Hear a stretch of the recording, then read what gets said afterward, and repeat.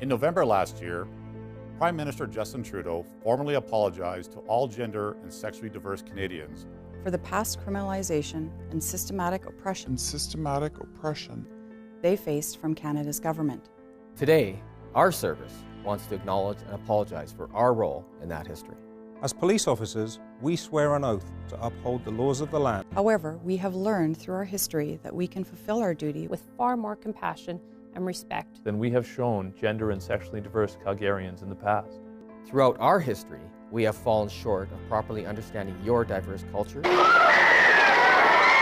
protecting your dignity, and honoring your voices. Police turn high-pressure fire hoses on the young people and set attack dogs on them. Today, we recognize that our past actions have not shown gender and sexually diverse Calgarians the level of respect and compassion that our service values. For many in our city, the approach our service took during our slow change has created a mistrust, dislike, and fear of the very organization that you should be able to turn to for help. By denying you the compassion and respect you deserve, we contributed to the systemic discrimination and marginalization that has marked your history.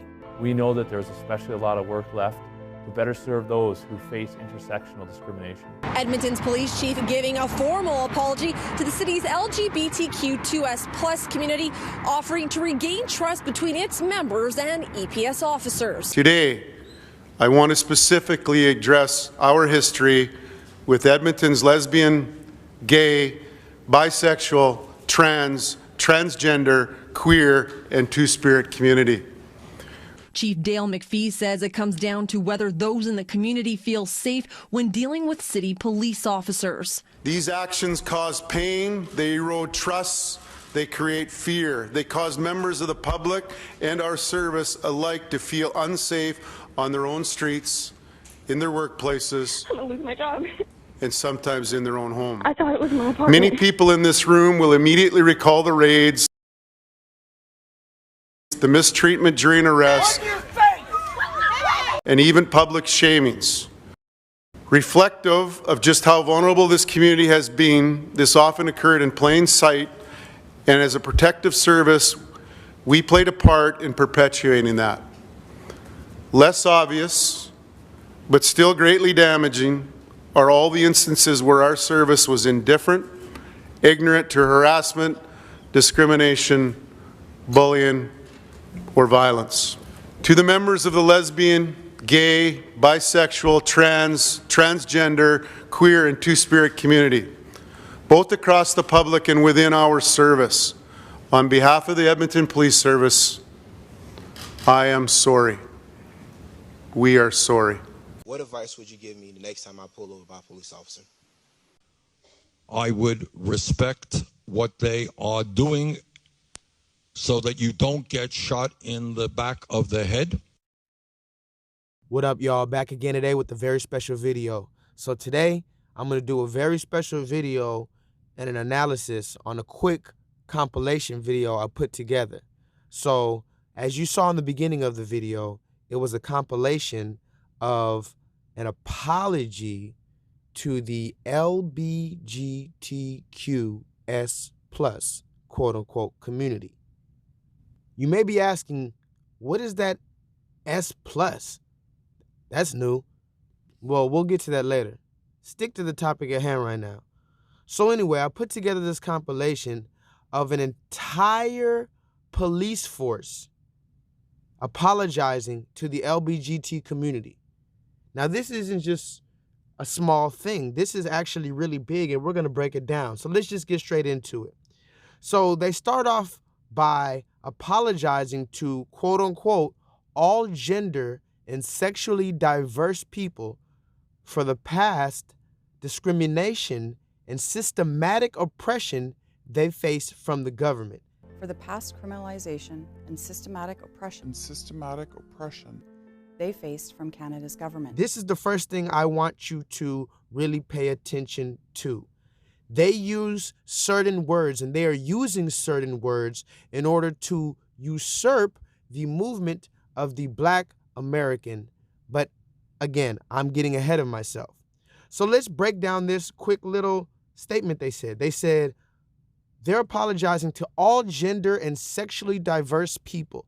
Formally apologize to all gender and sexually diverse Canadians. The first thing I want to ask is, why is sexuality brought up into this debate about oppression when we have not yet thoroughly and efficiently come to a resolution regarding the oppression given to people or placed on people based on the color of their skin? So in layman's terms, why are we talking about people's sex life and their sexuality at all when we're denying people still certain basic human rights based on how they were born as far as the color of their skin? Okay? So let me not get too far ahead. But they then go on to say, for past discrimination and systematic oppression. This is one of the main things that I want you to pay attention to. They're talking about the systematic oppression. And systematic oppression. And systematic oppression. These are words that only a very few select group of people have actually faced, truly, and only a few select group of people have actually used these terms, such as systematic oppression. Who uses the terms systematic oppression often? Oh, I know, Black Americans. Since the 60s and before, we have been speaking openly about, not just on a few occasions, on a constant, chronic basis, all of our main leaders, such as Malcolm X and the like, have always been speaking about systematic oppression, okay? The systematic enforcement of the ideologies of white supremacy is what I call it. And I've talked about it in my videos, particularly since I've started my channel for 3 years now. I've been talking specifically and calling it specifically the enforced systematic enforcement, the systematic enforcement of the ideologies of white supremacy. But no, now we're talking about the systematic enforcement of oppression and discrimination against the LGBTQIA2S community. Okay, like I said, let's move forward because I don't want to get too stuck on one thing. The police go on to talk about how they've fallen short of understanding the diverse culture of the LGBTQIA2S community, protecting their dignity and honoring their voices. We have fallen short of properly understanding your diverse culture, protecting your dignity, and honoring your voice. So they can openly admit that they have not understood the LGBT culture. They can openly admit that they have not protected their dignity or honored their voices, okay? But for some reason, they cannot openly say that they've done those same things to Black people. Police turn high-pressure fire hoses on the young people and set attack dogs on them. I want you to see the pattern. Let's move forward. They begin then to say the approach they took in the past, admittedly, has created a mistrust, a dislike, and a fear of police. Has created a mistrust, dislike, and fear of the very organization that you should be able to turn to for help. This is one of the other main points that I want to talk about, because every time a Black person gets pulled over, I won't say every time, because let's not over, saturated and act like, this is just, Nazi Germany yet. But at the same time, more times than we would like to admit, when a Black person is pulled over, especially a Black young man is pulled over, me being one of them and having been in this situation, we have a fear that we may go to jail, we may be harassed, we may be unrightfully abused, we may have something planted on us, we may get shot for making a wrong movement. We have these fears embedded in us that if you do not live with those realities and those possibilities, you cannot say that those are unfounded or ridiculous fears, because it's a real fear. This man has a real gun when he pulls up to us, and he has a real walkie-talkie that he can call real backup, and the real government and military can come and back him up. That's enough cause, I'd say, to be a little nervous. I can't breathe. But here the police is saying that, admittedly, They know they've created the atmosphere that makes the LGBT community mistrust, dislike, and fear the police. But when it comes down to black people saying that we mistrust, we dislike, and we fear the police, they tell us that we're being somehow divisive, that we're somehow not understanding that the police are just regular people that want to get home to their families. They're not understanding that they've created an atmosphere that made us fear and mistrust them by doing what? Planting drugs in our community, by doing what? Stopping and frisking us.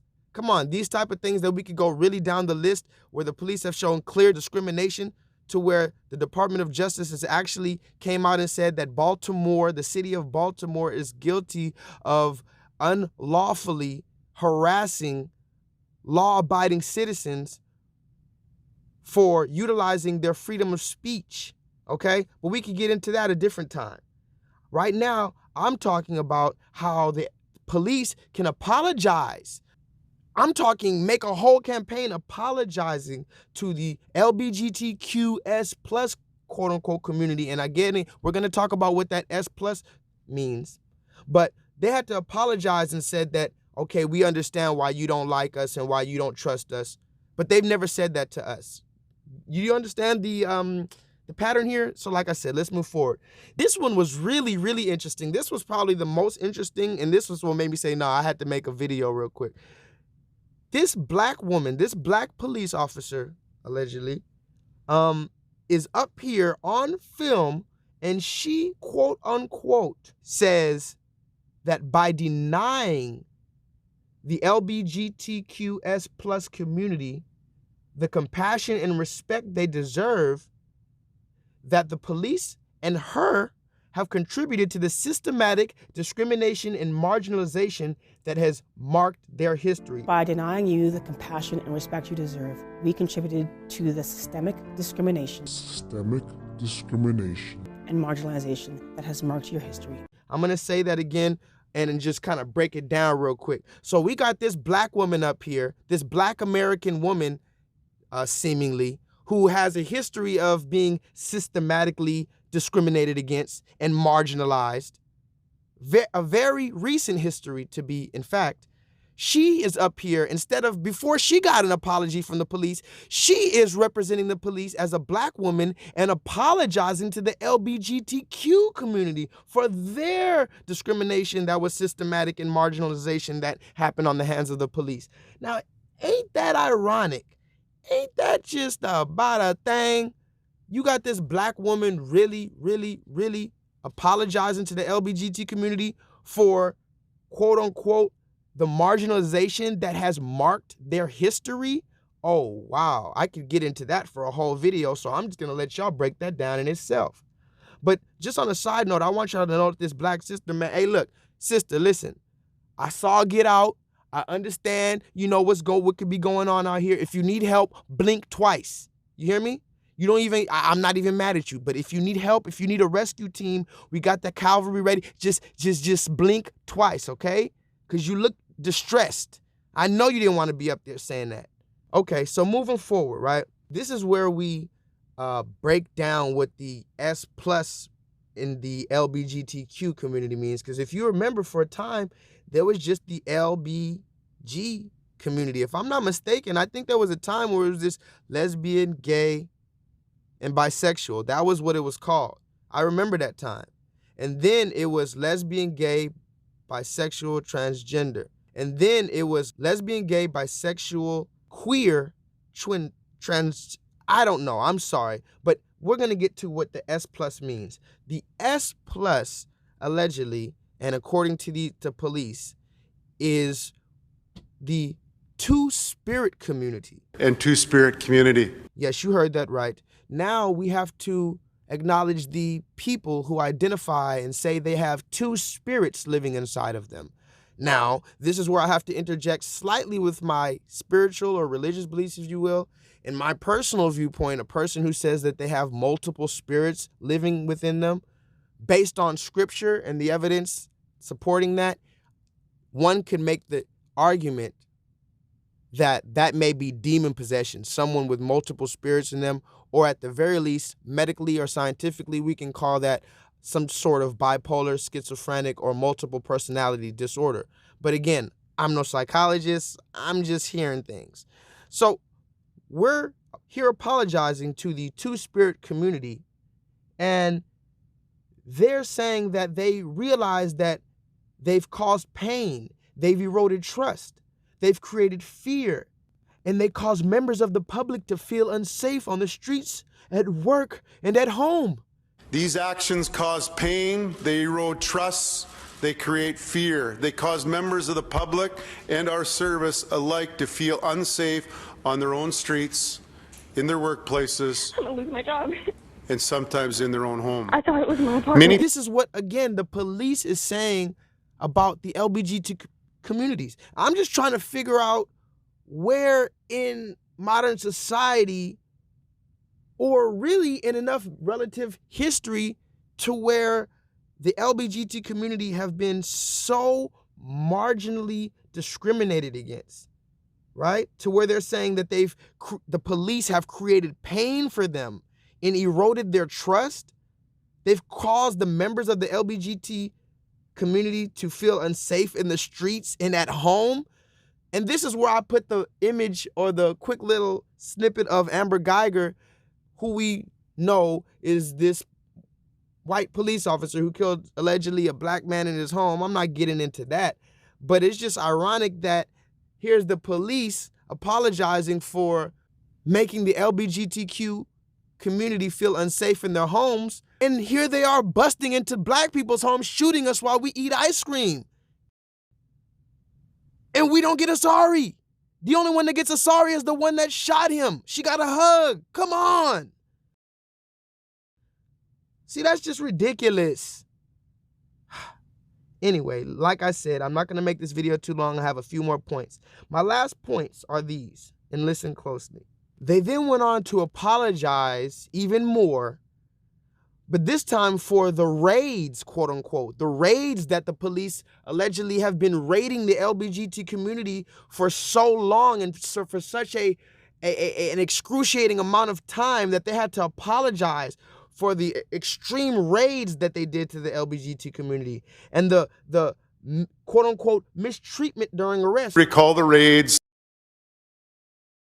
the mistreatment during arrest, and even public shamings. So allegedly, the people from the LGBT community are getting arrested and getting mistreated by the police unfairly because they are from the LGBT community. Now, I personally never seen this. I've never seen video of it. I've never seen evidence of it. But supposedly it's so strong, this reality, that the entire police force of an entire country had to apologize. Now, this is where I have to say, this is not America. Let me make a disclaimer. This is not the police force of America. But if we're being very, very real, and let me just be real because I don't know any other way. Canada, first of all, I could throw a rock and hit Canada. Canada is right next to America. Canada is very similar to America. Stop playing around like that's a whole nother place. The police of Canada is the police of America. And furthermore, the police of America are the police of the entire world. So miss me with any kind of justification you have for saying, oh, this is Canada, this is a different circumstance. No, these are the police, knowing the history of black people in this world, period, not just in America, but black people, indigenous, melanated people on this earth, how police have been treating us, but particularly in America. And you're going to come out making these ridiculous just statements about marginalization and just historic discrimination against LGBTQ people, and you've yet to say that and admit that to black people. You tell us to just pull our pants up. You tell us to just go to school. You tell us to stop complaining. You tell us to just do whatever the police officer says, even though we have video of police officer planting crack cocaine in people's cars. We have evidence of police officers doing all kind of craziness. But I'm supposed to believe because he has a badge and he went to 8 months of training and now he has a gun, I'm just supposed to leave my life in his hands. You guys aren't understanding what law means. You're saying, follow the law, just follow the law. Listen, man, do you understand that it was against the law at a time to drink alcohol, to sell alcohol? Not long ago in this country. Look up prohibition, duh. But what do you see today? Commercials for Smirnoff, commercials for Hennessy. You see all that today because the government has said all of a sudden now, okay, it's the law. So again, I'm not leaving my hands, given to me by the hands of the Creator, of the Most High God. I'm not leaving my spirit and my soul into the hands of a man, first of all, but much less a man who has incentive to kill me and who has, seems like, immunity to get off with it.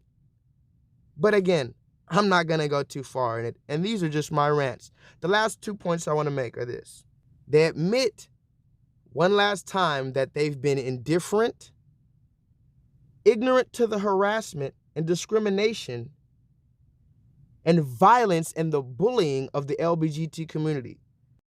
Reflective of just how vulnerable this community has been, this often occurred in plain sight, and as a protective service, we played a part in perpetuating that.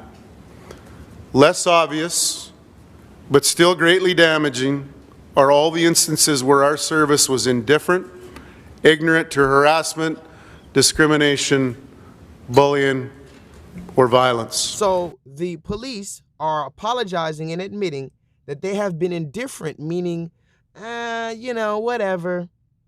That reminds me of something.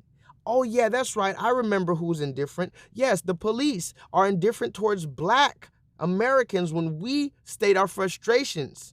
And Barack Obama called Black Americans thugs because we protested police brutality. With respect to Baltimore, let me make a couple of points.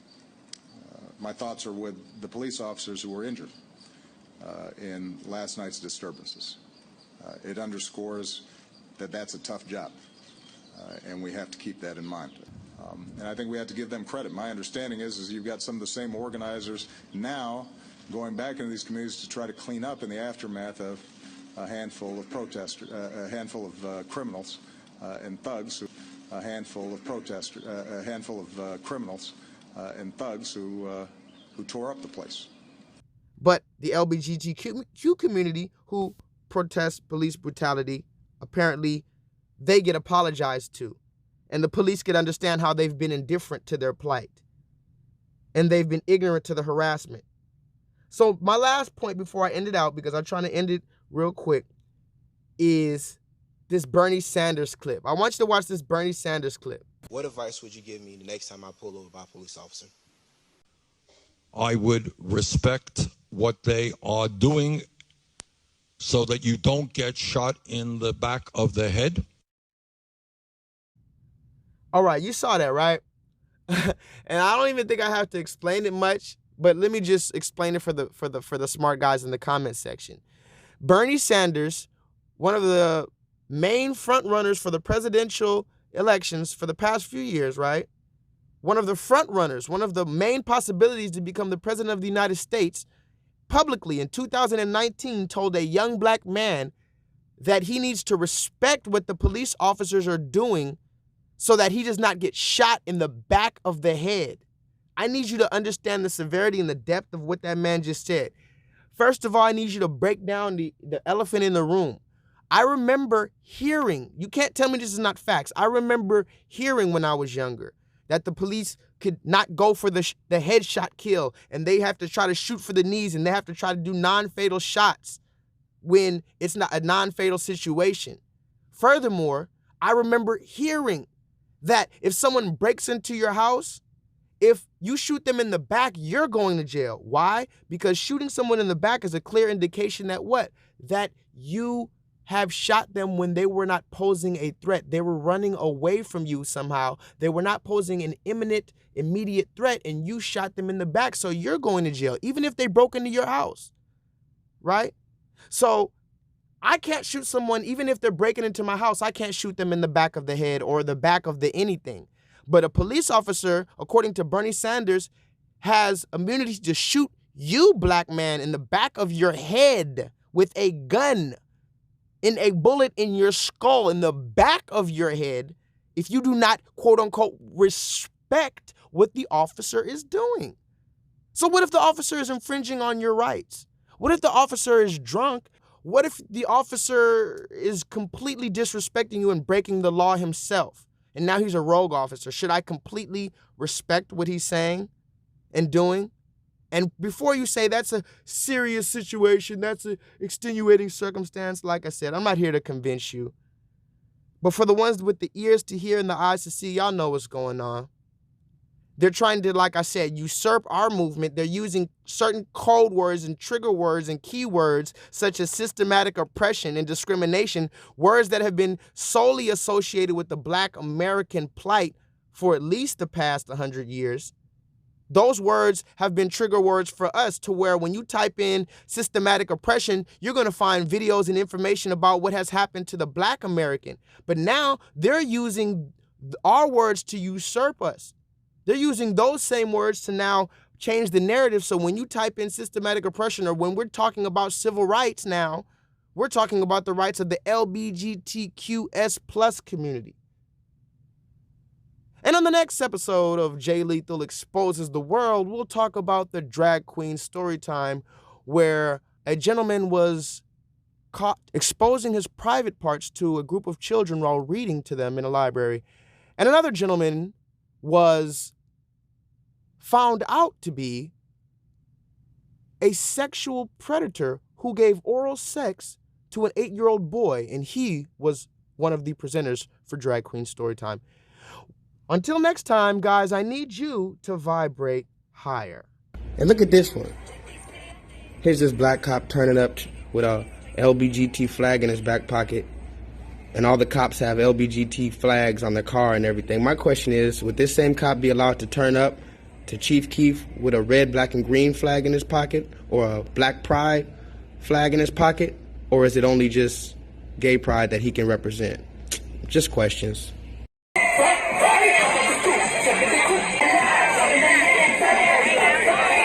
To the members of the lesbian, gay, bisexual, transgender, queer, and two-spirit community, I am sorry. We are sorry.